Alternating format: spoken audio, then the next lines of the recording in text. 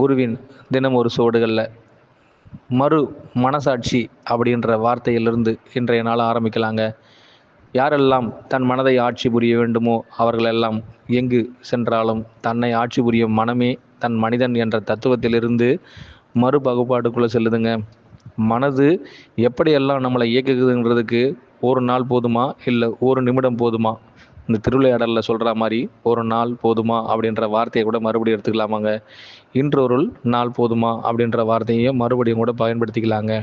ஒரு மனிதன் தன்னுள் இருக்கும் சக்தி எதுவென்பதை ஆராயாமல் தனக்குள் ஏற்படும் மாற்றம் அனைத்திலும் தன்னையே அரண்படுத்தி கொள்ள தனக்குள் இருக்கும் மறு பகுப்பாய்வை இன்று வரைக்கும் ஆச்சரியப்பீடத்திலிருந்து அவன் மனமே தன்னை இயக்குதுங்கிறது கூட தெரியாத அளவுக்கு தனக்குள்ளேயே மூழ்கி இருக்காங்க.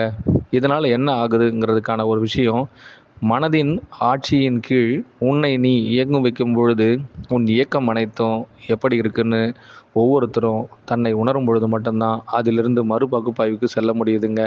சரிங்க, மனதையும் ஆட்சி புரியலாம், இல்லை மனமே சாட்சியாக இருக்கலாம் அப்படின்ற ஒரு வார்த்தையை இன்றைய நாளில் நாங்கள் சொல்லும் பொழுது இதற்கான ஆத்மசக்தி உங்களுள் வெளிப்படணுங்க. இது யார் அப்படின்னு கேட்கும் பொழுது உங்களுடைய ஆத்ம நிலையிலிருந்து ஒவ்வொருவருமே தன்னுடைய இயக்கத்தின் அடிப்படை நிலையை எல்லோருமே சரிவர தான் இயங்கிக்கிட்டு இருக்கீங்க. ஆனால் அது எப்பொழுதும் உங்களுக்குள் வெளிப்படுதா அப்படின்ற ஒரு சின்ன விஷயத்தை சொல்லும் பொழுது ஆத்ம நிலைங்கிறது பாதி பேருக்கு உணர்ந்த தத்துவத்தின் அடிப்படையை வச்சு ஏற்றுக்கிறாங்க.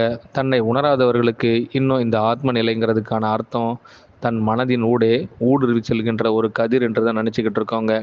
உங்களால் உங்களுடைய சக்தியின் பீடத்தை மீண்டும் அலங்கரிக்கணும்னா உங்களுடைய ஆத்மசக்தி அளவிட முடியாதுங்கிறத இந்த இடத்துல நாங்கள் வெளியிட விரும்புகிறோங்க. மீண்டும் அதற்குள் நீங்களே ஆத்மநாதராக இருக்கணும்னா அந்த நாதம் உங்களுக்குள்ள யார் என்பதை புரிபடுத்தினா உங்களுள்ளிருந்தே அவரே உங்களின் குருவாகவும் வெளிப்படுவாருங்க. இது உங்களுள் இருந்து 2.5 நிமிடங்களில் வெளிப்பட ஆரம்பிச்சிருச்சுன்னா அதுவே உங்களுள் நாதன் உன்னுள் இருக்கிங்கிற உச்சக்கட்டத்தையும் கொடுத்துருங்க. இனி யாரெல்லாம் தன்னுடைய மனதை ஆட்சி புரிய வேண்டும், தன் மனமே இறைத்தன்மையின் உச்சமாய் இருக்க வேண்டும் என்று எண்ணுகின்றீர்களோ அவர்கள் அனைவருக்குமே குருவின் உச்சதானத்திலிருந்து மனமே என்னை நீ ஆட்சி புரிவாயாக என்று கேட்கும் பொழுதெல்லாம் மனமாய் குணமாய் திருவாய் உருவாய் கருவாய் என்னுள் மலர்வார் என் குருநாதர் என்று ஒவ்வொருவருக்குள்ளும் பகுத்தறிவீர்களாக. அனைவருக்கும் குருவே சரணம், குருவடி சரணங்க.